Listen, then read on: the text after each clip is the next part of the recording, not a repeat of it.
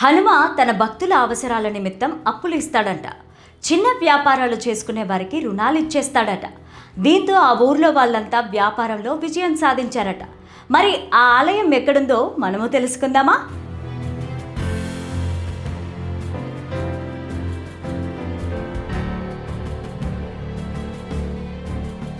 ఏదైనా ఆపద కలిగినా, ఆందోళన కలిగినా, భయం వేసినా హనుమంతుణ్ణి తలుచుకోమని పెద్దలు చెప్తూ ఉంటారు. అలా అన్ని రకాల ఆపదలను తొలగించే దైవంగా హనుమ సర్వత్రా పూజనీయుడయ్యాడు. ఆర్థిక సమస్యలు ఉన్నప్పుడు అప్పులు చేయడం సహజం. అయితే అక్కడ ఇక్కడ ఎందుకు, నేనే అప్పు ఇస్తానంటాడు ఇక్కడి ఆంజనేయ స్వామి. మరి ఈ వింతకు వేదికైన హనుమ క్షేత్రం ఎక్కడుంది? ఆ విశేషాలేంటో ఈ వీడియోలో చూద్దాం.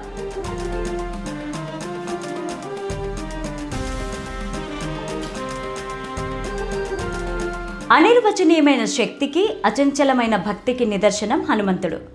అష్టసిద్ధులకు అధిపతి అయిన వాయునందుణ్ణి ఆశ్రయిస్తే పరిష్కారం కాని సమస్యలంటూ ఉండవు. అభయ ఆంజనేయునిగా, కార్యసిద్ధి హనుమగా పూజలందుకునే అంజన్నకు ఊరూరా ఆలయాలున్నాయి.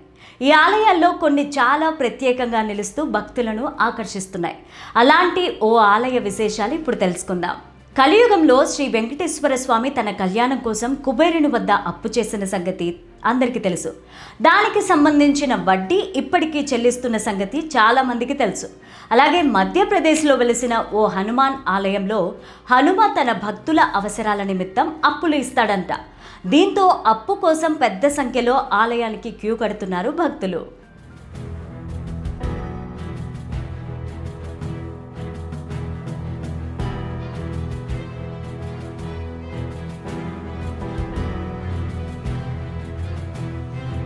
మధ్యప్రదేశ్లోని రత్లాం జిల్లా బీబడోడ్ గ్రామంలో వెలిసిన హనుమంతుని ఆలయంలో ఓ వింత ఆచారం ఉంది. కొన్నేళ్ల క్రితం స్థానికంగా ఉండే ఆంజనేయ స్వామి భక్తులందరూ తలో చేయి వేసి తమ గ్రామంలో హనుమంతుని ఆలయాన్ని నిర్మించుకున్నారు. ఆ తర్వాత వారంతా కలిసి హనుమ ఆలయంలో ఒక గొప్ప యాగాన్ని నిర్వహిస్తున్నారు. ఈ యాగం నిర్వహణ కోసం పెద్ద మొత్తంలో విరాళాలు సమకూరాయి. అప్పుడు ఆలయంలో ధర్మకర్తలు ఓ మంచి ఆలోచన చేశారు. భక్తుల నుంచి వచ్చిన విరాళాలతో కొంత మొత్తాన్ని యాగ నిర్వహణకు ఖర్చు చేసి మిగిలిన సొమ్మును సామాజిక శ్రేయస్సు కోసం చిన్న చిన్న వ్యాపారాలు చేసుకునే వారికి రుణాలుగా ఇచ్చారట.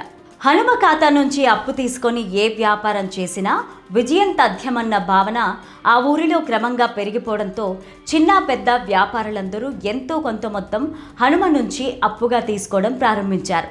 అలా ఆ ఊర్లో అందరూ వ్యాపారంలో విజయం సాధించగలిగారట.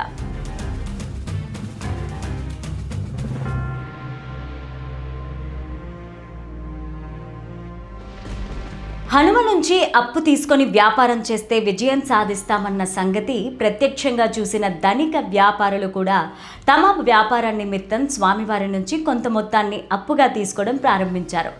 దాంతో ఆలయ నిర్వాహకులు ఊరి వారికి వడ్డీకి హనుమ డబ్బును ఇవ్వడం ప్రారంభించారు. ఆ ఇచ్చే వడ్డీ డబ్బును ఆలయ నిర్వహణ కోసం, అభివృద్ధి కోసం వినియోగిస్తున్నారు. వినడానికి ఆశ్చర్యంగా ఉన్నప్పటికీ ఇది నిజం.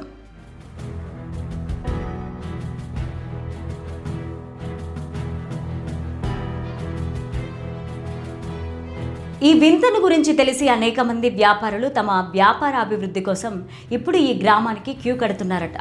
డబ్బు అప్పుగా తీసుకోవడానికి కాకుండా ఒక్కసారి మధ్యప్రదేశ్ వెళ్ళి ఈ హనుమంతుణ్ణి దర్శిస్తే ఆర్థిక సమస్యలు, అప్పుల బాధలు తొలగిపోతాయన్న ప్రచారం కూడా ప్రజల్లో ఉంది. మనం కూడా ఈ హనుమ ఆలయాన్ని సందర్శించి తరిద్దాం. ఈ వీడియో మీకు నచ్చినట్లయితే లైక్ చేసి జై శ్రీరామ్ అని కామెంట్లో తెలియజేయండి.